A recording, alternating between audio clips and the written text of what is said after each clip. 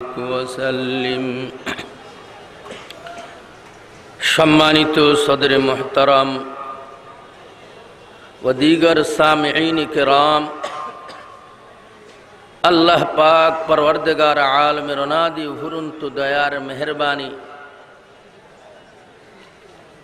এই বৃষ্টির মৌসুমেও আল্লাহ পাক আমাদেরকে এই দিনে মাহফিল করার এবং আমাদেরকে আসার বসার আলোচনা শোনার তৌফিক দিয়েছেন। তার জন্য আমরা সবাই রব্বুল আলামিনের শুকরিয়া আদায় করি, সবাই পড়ি আলহামদুলিল্লাহ। সচরাচর অবস্থায় মাহফিলে আসলে যে সওয়াব, প্রতিবন্ধকতা সৃষ্টি হলে তা ভেদ করে আসাটার সওয়াব আরো বেশি। তাই অন্যান্য দিনের মাহফিলের চেয়ে আমি মনে করি যারা আজকে মাহফিলে এসেছি তাদের সওয়াব আরো বেশি হবে আলহামদুলিল্লাহ। তো আমরা সবাই এখানে একত্রিত হয়েছি আল্লামা হাফিজুর রহমান বারাকাল্লাহু ফি হায়াতিহি, উনি আসতেছে কিন্তু শুধু তাকে দেখার জন্য নয়। তিনি দেখতে খাটো, আবার তেমন সুন্দরও না, শ্যামলা। এর চেয়ে অনেক সুন্দর রূপসী মানুষ আমাদের এলাকায় আছে। মানুষ দেখার জন্য যদি আমরা আসতাম তাহলে তাকে দেখার জন্য এখানে আসার কোনো প্রয়োজনই ছিল। তার এই সম্মান কেন? একমাত্র তার মধ্যে কোরআনের ইলম রয়েছে। সুবহানাল্লাহ। তাকে দামি বানাইছে কোরআন। কারণ আল্লাহ পাক পরওয়ারদিগার আলম যুগ যুগ নবী প্রেরণ করেছেন।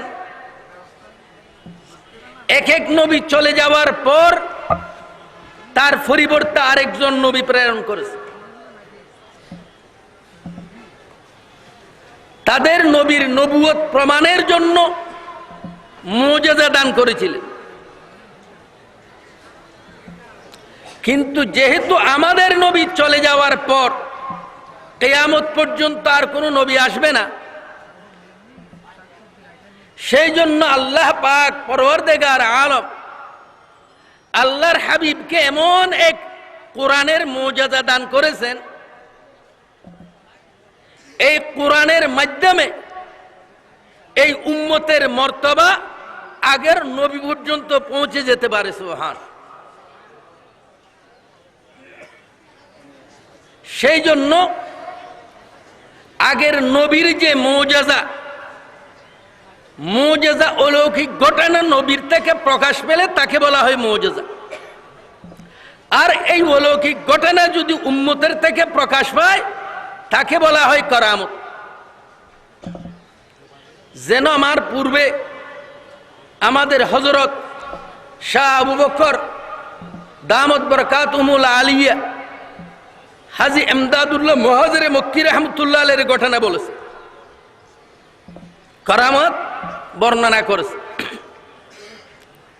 এই উম্মত কোরআনের উপর আমল করলে এই উম্মতের থেকে আগের জমানার নবীর মতো মুজিজার মতো কারামত প্রকাশ পায়। সুবহানাল্লাহ। সেই জন্য কিতাবের মধ্যে এসেছে একদা হযরত ওমর রাদিয়াল্লাহু তাআলা আনহু মদিনার মসজিদের মধ্যে দেওয়ারে হেলান দিয়ে বসা।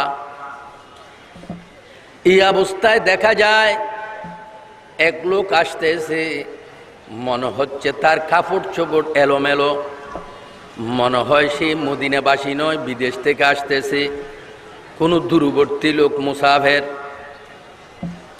হযরত ওমর রাদিয়াল্লাহু তাআলা আনহু ওই লোককে ইশারা করলেন। সে এসে হযরত ওমর রাদিয়াল্লাহু তাআলা আনহুর সাথে মুসাফা করলেন। করার পর হযরত ওমর রাদিয়াল্লাহু তাআলা আনহু ওই লোককে লক্ষ্য করে বলেন, ভাই আপনাকে ডেকেছি এই জন্য, আপনার বেশভূষায় দেখা যাচ্ছে মনে হয় আপনি মদিনার লোক না। সে বলে, হুজুর ঠিক আছে আমি মদিনার লোক নই, তা আপনার বাড়ি কোথায়? হয়তো আমার বাড়ি হলো এমনে।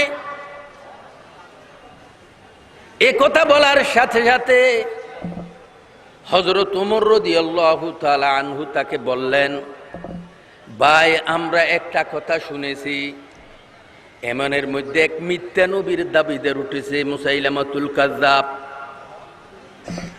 সেই দুইজন মুসলমানকে ধরে নিয়ে গেছে, তার দরবারে গিয়ে জিজ্ঞেস করলো, তুমি মুহাম্মদকে চিনো? সেই বলে, মুহাম্মদকে চিনি। ও তিনি কে? হদুনি আল্লাহর নবী, লা ইলাহা ইল্লাল্লাহু মুহাম্মাদুর রাসূল। আমি কে চিনো? সে বলে, আমি তো কানে শুনিনি। সে আবার জিজ্ঞেস করলো, মুহাম্মদকে চিনো?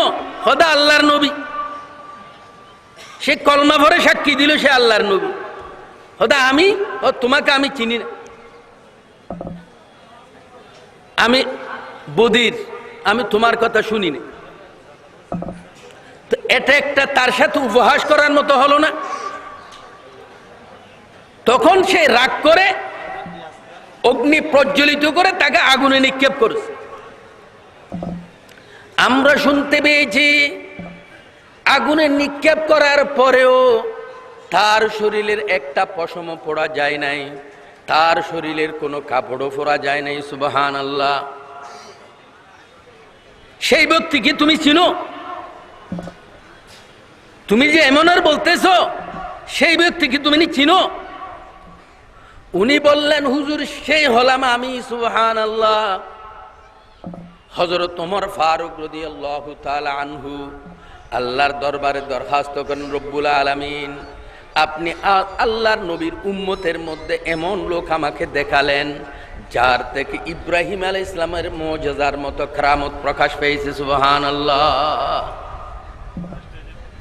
তাহলে বুঝা যায় আল্লাহ পাক কোরআনের মধ্যে এমন গুণাগুণ রেখেছেন, যে কেউ কোরআন মোতাবেক জীবন গঠন করবে তার জিন্দেগিকে কোরআনী জিন্দেগিতে পরিণত করবে, তার থেকে আগুর যুগের নবীর মতো কেরামত প্রকাশ পাবে। সুবহান। কিতাবের মধ্যে এসেছে একদা মুঘল সম্রাটের মধ্যে এক ফাদরি ভারতবর্ষে এসে সে মানুষকে দুমদার তকরির করতেছেন, বয়ান করতেছেন। সে কি বলে? আসল বাস্তব কিতাব হলো বাইবেল, অন্য সব কিতাব ভেজাল। আর না হয় আমি চ্যালেঞ্জ দিলাম, তোমরা যার যার কিতাব আছে আনো, আমরা আগুন প্রজ্বলিত করব, আগুনে নিক্ষেপ করব, যেটা জ্বলে যায় বুঝে যাবে সেটা মিথ্যা, সেটা বাতিল, আর যেটা আগুনে জ্বলবে না সেটাই সত্য কিতাব। এখন উলামায়ে কেরাম তার ছেলে শুনে সবাই হতভম্ব, কারণ কোরআন তো কাগজে লেখা, আগুনে নিক্ষেপ করলে জ্বলে যাবে। এখন যদি কোরআন জ্বলে যায়, কোরআন মিথ্যা প্রমাণিত হবে, এখন কি করা যায়? সেই যুগে ছিল হযরত শাহ আব্দুল আজিজ দেহলভী রাহমাতুল্লাহ আলাইহি। উলামায়ে কেরাম তার কাছে সংবাদ দিলেন, হুজুর আমরা তো বড় বিপদে আছি, এক খ্রিস্টান ফাদরি এসে এখানে এক বড় চ্যালেঞ্জ ছেড়ে দিয়েছে, আমরা তার চ্যালেঞ্জের কোনো জবাব দিতে পারতেছি না। হযরত শাহ আব্দুল আজিজ দেহলভী রাহমাতুল্লাহ আলাইহি বলেন, তাকে একটু অপেক্ষা করতে বলো, আমি আসতেছি। হযরত শাহ আব্দুল আজিজ দেহলভী রাহমাতুল্লাহ আলাইহি তরাতরি চলে আসলেন। আসার পর পাদুরিকে বললেন, তুমি কি বলতেছো? হুজুর আমি বলতেছি পৃথিবীর মধ্যে একমাত্র সত্য কিতাব হলে একমাত্র বাইবেল। প্রমাণ? ওদের না হয় আমরা আগুন প্রজ্বলিত করব, সেখানে যার যার কিতাব আগুনে নিক্ষেপ করব, যেটা জ্বলে যাবে এটা মিথ্যা, যেটা জ্বলবে না সেটা সত্য। হযরত শাহ আব্দুল আজিজ দেহলভী রাহমাতুল্লাহ আলাইহি বলেন এরকম হবে না। তা কেমন হবে? তুমি বাইবেলওয়ালা এই করে ফেললো যে হুজুর আসলে আমি আসার সময় বাইবেলের মধ্যে ফুট দিয়ে এনেছি যে না আগুনে দিলে না পড়ে, সেই জন্য আমি চ্যালেঞ্জ দিয়েছিলাম, কিন্তু আমার শরীরে তো আর ফুট দিই নাই, এখানে আমি জাপ দিলি তো পড়ে যাব। কিন্তু হযরত শাহ আব্দুল আজিজ দেহলভী কিভাবে সাহস করলো? কারণ শাহ আব্দুল আজিজ দেহলভী রাহমাতুল্লাহ আলাইহি জানেন, যিনি কোরআন মোতাবেক আমল করে কোরআন আগুন তাকে জ্বলাইতে পারে না। বাস্তবেই যদি কোরআন নিয়ে শাহ আব্দুল আজিজ জাপ দিত আগুন নিভে যেত, কিন্তু শাহ আব্দুল আজিজকে জ্বালাইতে পারতো না। সুবহান।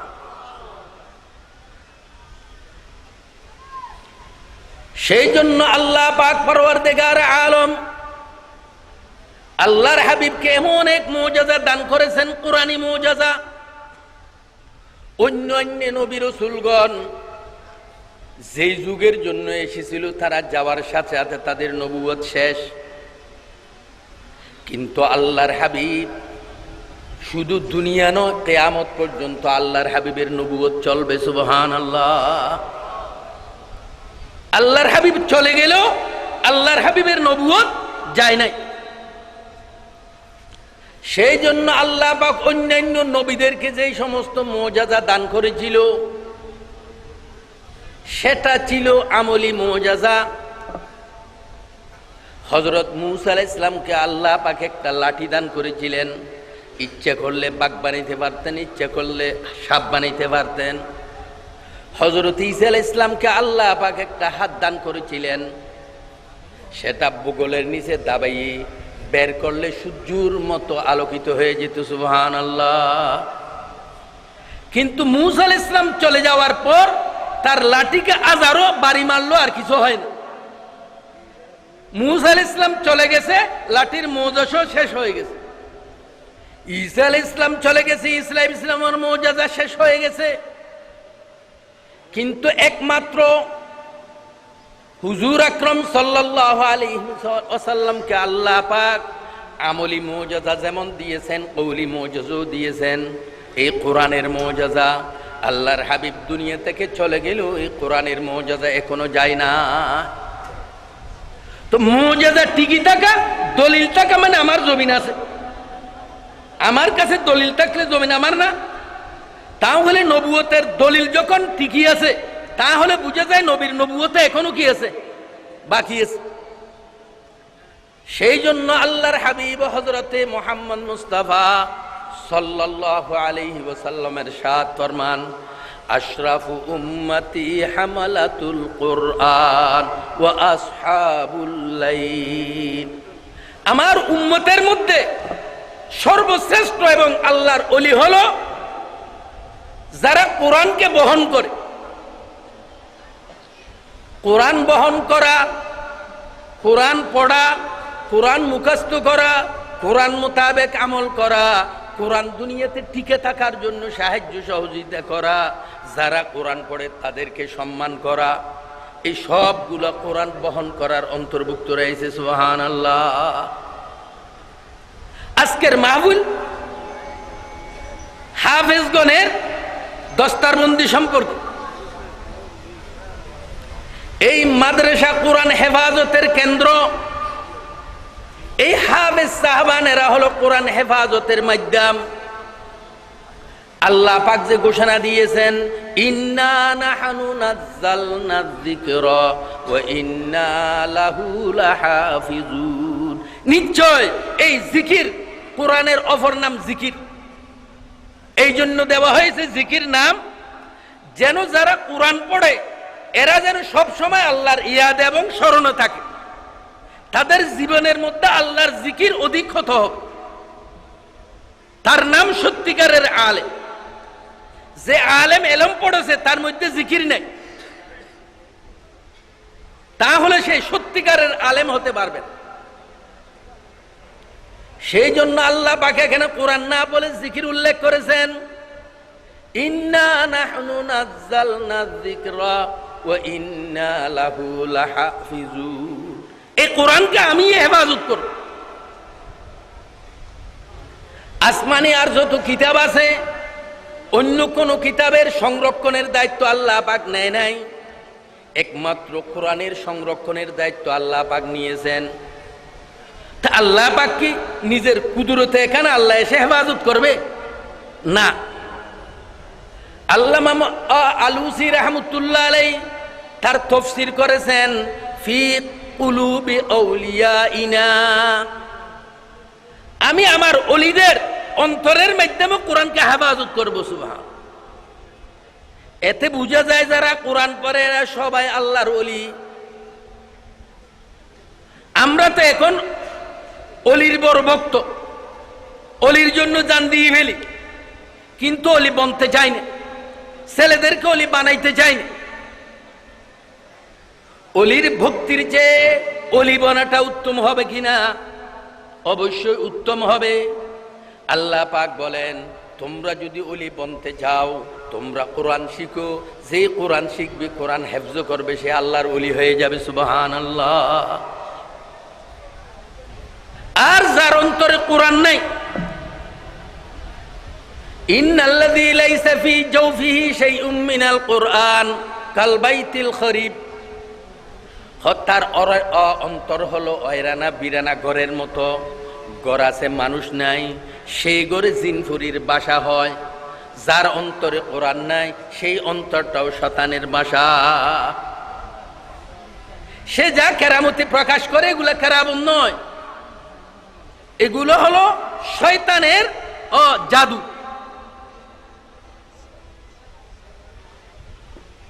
এখন তো আমরা এমন বহু লোককে অলি বানিয়ে নিয়েছি যারা সূরা ফাতিহাও শুদ্ধ করে পড়তে জানেন। উযু তো কখন করেছে, গোসল কখন করেছে তার কোনো ভাত্তা নাই। তাই এদের মধ্যে যা আছে এরা যা কারামত দেখায় এগুলা হলো ফাসিকদের থেকে যা বাইর হয়, এগুলা কারামত নয়, এগুলাকে বলা হয় ইস্তেদরাজ। এগুলা মানুষের চোখকে ধাঁধায়, এটা শয়তানের দ্বারা পায়। সত্যিকারের অলি হতে হলে কোরআন লাগবে, কোরআন ছাড়া অলি হওয়া যাবে না। কারণ নবুয়তের মূল হলো কোরআন। এই কোরআন যারা পড়বে তারা আল্লাহওয়ালা হবে। অলি মানে আল্লাহর বন্ধু। তো কোরআন পড়লে সেও কি হয়ে যাবে? আল্লাহর বন্ধু হয়ে যাবে। সেই জন্য আল্লাহর হাবিব বলেন, আশরাফু উম্মতি হামালাতুল কোরআন, আমার উম্মতের মধ্যে সর্বশ্রেষ্ঠ আল্লাহর ওলি হলো কোরআনওয়ালা, যারা কোরআনকে হেফজ করেছে, কোরআন মোতাবেক জিন্দেগি যাপন করেছে। আবার শুধু হেফজ করেছে, এরপর কোরআন মোতাবেক চলে না। কিতাবের মধ্যে আছে তার শাস্তি কাফেরের চেয়েও বেশি হবে। এক হাদিসের মধ্যে আছে ওই রকম হাফেজ আলেম যারা এলম মোতাবেক চলে না, বিরোধিতা করে, এদেরকে কাফেরের 2000 বছর আগে জাহান্নামে নিক্ষেপ করা হোক। পরবর্তীতে আল্লাহ উঠেবে, কিন্তু জাহান্নামে দেওয়ার সময় কাফেরেরও 2000 বছর আগে তাদেরকে জাহান্নামে নিক্ষেপ করা হোক। সেই জন্য আল্লাহর হাবিব হাফেজ কোরআনের সাথে সাথে উল্লেখ করেছেন আসহাবুল লাইল, এবং যারা রাত্রিতে নামাজ পড়ে অর্থাৎ তাহাজ্জুদের নামাজ পড়ে এরা আল্লাহর ওলি। হাফেজ কোরআনের সাথে সাথে তাহাজ্জুদকারীর উল্লেখ করার কারণ হলো যে হাফেজ হবে তার মধ্যে তাহাজ্জুদ লাগবে। কারণ এই কোরআন স্মরণ থাকার জন্য সব সময় পড়তে হয়। এই পড়ার মাধ্যম হলো বিশেষভাবে তাহাজ্জুদ। আল্লাহর হাবিব তাহাজ্জুদের নামাজের মধ্যে লম্বা লম্বা সূরা তেলাওয়াত করতেন। সেই জন্য যারা হাফেজ হবে তাদের জন্য তাহাজ্জুদের নামাজ লাজেম। এমনকি যে কেহ অলি বনতে চায় তার জন্য তাহাজ্জুদের নামাজ লাজেম। আল্লামা মোল্লা আলী কারি রাহমাতুল্লাহ আলাইহি এই হাদিসের ব্যাখ্যার মধ্যে লিখতেছেন, লাইসা মিনাল কামিলিন মান লা ইউসাল্লি বিল লাইল, যারা শেষ রাত্রিতে তাহাজ্জুদের নামাজ পড়ে না এরা কখনো কামল ওলি হতে পারবে না। তাহাজ্জুদ ছাড়া কামেল ওলি হওয়া যায় না। সেই জন্য আমরা যারা আছি ইমানদার নমাজি, ফরজ নামাজ পড়ে অন্য কোনো নফল নামাজ পড়তে না পারলেও অন্ততপক্ষে তাহাজ্জুদের 2 রাকাত হলেও নামাজ পড়ার চেষ্টা করি। তাহাজ্জুদের নামাজের কি দাম হাদিসের মধ্যে আছে, ইবনে হিব্বানের মধ্যে এসেছে, মদিনা শরীফের নামাজ পড়লে 1 রাকাতে 1000 রাকাতের সওয়াব এক রওয়ায়াত অনুযায়ী, আর রওয়ায়াত অনুযায়ী 50,000 রাকাতের সওয়াব। কাবা শরীফে নামাজ পড়লে 1 রাকাতে 1 লাখ রাকাতের সওয়াব। আর যদি যুদ্ধের ময়দানে নামাজ পড়া হয় 1 রাকাতে 2 লাখ রাকাতের সওয়াব। আল্লাহর হাবিব বলেন তাহাজ্জুদের নামাজের সওয়াব যুদ্ধের ময়দানের নামাজের চেয়েও বেশি। সুবহানাল্লাহ। তাহলে আপনি 2 রাকাত নামাজ পড়বেন, অন্ততপক্ষে 4 লাখ রাকাত নামাজের সওয়াব পেয়ে গেলেন। সুবহানাল্লাহ। তাহলে আপনার সারাটা জীবন নফল নামাজে কাটানোর মতো হয়ে যাবে না? সেই জন্য আপনি অন্ততপক্ষে পারলে 4 রাকাত 12 রাকাত পর্যন্ত পড়া যায়, না পারলে অন্ততপক্ষে 2 রাকাত নামাজ পড়েন। তাহাজ্জুদের নামাজ যদি কেউ পড়ে আল্লাহ পাক তাকে আউলিয়ায়ে কামিলিনের দরবারে লিপিবদ্ধ করবে, আর এই 2 রাকাতের দাম 4 লাখ রাকাতের চেয়েও বেশি দাম পাওয়া যাবে। সুবহানাল্লাহ। আর অন্য নামাজ কবুল হচ্ছে কিনা সন্দেহ থাকে, কিন্তু তাহাজ্জুদের নামাজ কবুল হওয়াতে কোনো সন্দেহ নাই। হাদিসের মধ্যে আছে আল্লাহ পাক বান্দার থেকে আর কিছুই চাই না, সারা পৃথিবী বান্দাকে দিয়ে দিয়েছে। আল্লাহ পাক বলেন, বান্দা আমি তোমার থেকে শেষ রাত্রির 2 রাকাত নামাজ চাই, আর কিছু চাই না। তাই তাহাজ্জুদের নামাজ বান্দা থেকে আল্লাহ কামনা করে। আমি যখন চাইতেছি দিলে না লওয়ার কোনো সম্ভাবনা আছে, এহতেমাল আছে? এটা তো আল্লাহ চাইতেছে, পড়লেই কবুল। সুবহান। এই তাহাজ্জুদের নামাজ যে কোন হাফেজ সাহেব, যে কোন ইমানদার পড়বে তার 4টি গুণ হবে, 4টির সাথে 5 নম্বর আরেকটা বড় উপকার হবে। সুবহানাল্লাহ। আল্লাহর হাবিব বলেন, আলাইকুম বিকিয়ামিল লাইল ফাইন্নাহু দাবুস সালিহিনা ক্বাবলাকুম। তোমরা তাহাজ্জুদের নামাজকে নিজের জন্য কর্তব্য করে নাও, আবশ্যক করে নাও। কারণ আগের যুগে যত আল্লাহর ওলিউল্লাহ, যত দিনদার সালেহীন গিয়েছেন তারা সবাই তাহাজ্জুদের নামাজ পড়েছেন। সুবহানাল্লাহ। তাহলে আপনি যদি তাহাজ্জুদ পড়েন আপনার নামও সালেহীনের অন্তর্ভুক্ত হয়ে যাবে। তো সালেহীনের অন্তর্ভুক্ত হলে লাভ কি হবে? সারা পৃথিবীর সমস্ত মুসলমানের দোয়া অর্জন হবে। সুবহানাল্লাহ। আমরা নামাজের মধ্যে কি বলি?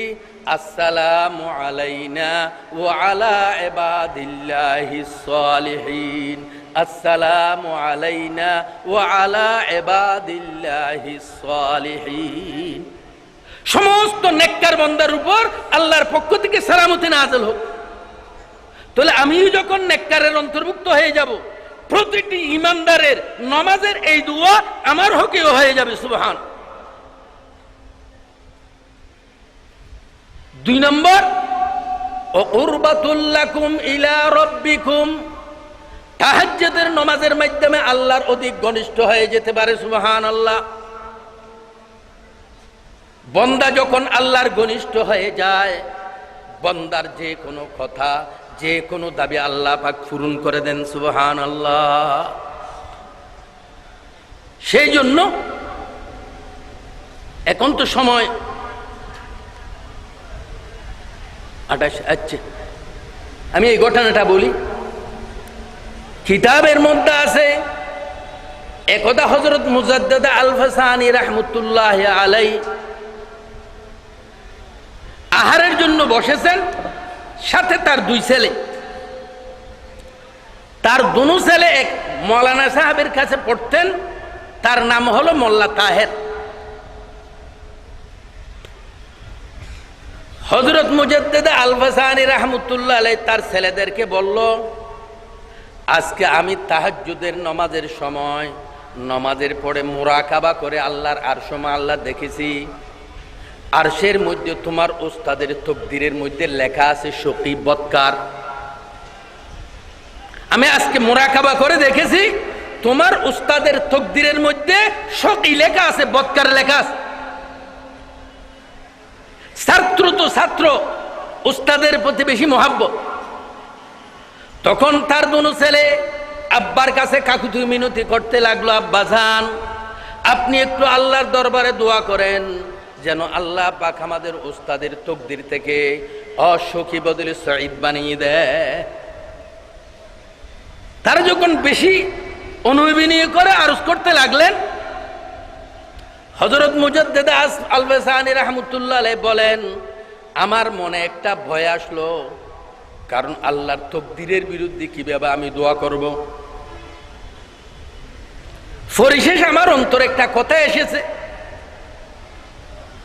হযরত পীরানে পীর শাহ আব্দুল কাদের জিলানী রাহমাতুল্লাহ আলাইহি বরফির সাহেব হুজুর, তিনি বলতেন, আল্লাহ পাক আমার দোয়ার মাধ্যমে তাকদীর পরিবর্তন করে দেয়। সুবহানাল্লাহ। এই কথা যখন আমার অন্তরে এসেছে, আমি তাদেরকে বললাম, ঠিক আছে, আমি দোয়া করব।